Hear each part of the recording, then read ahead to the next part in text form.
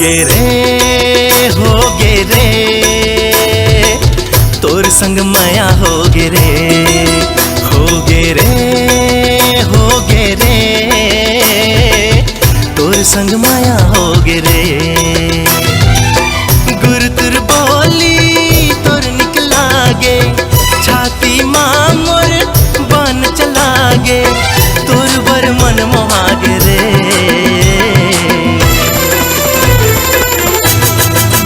होगे रे तोर संग माया होगे रे।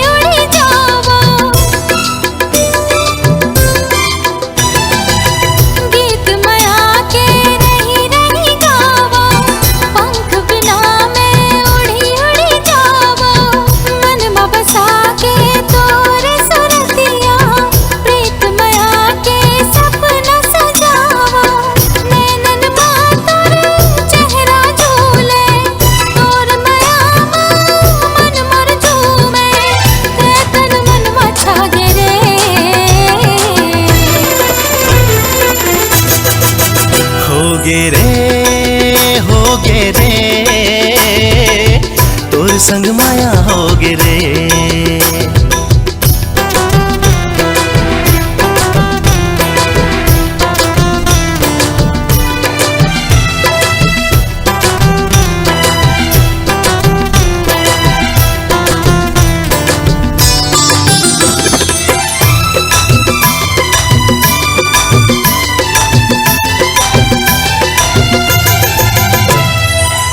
काते मोला मोहनी खवाए गोरी दीवाना अपन बनाए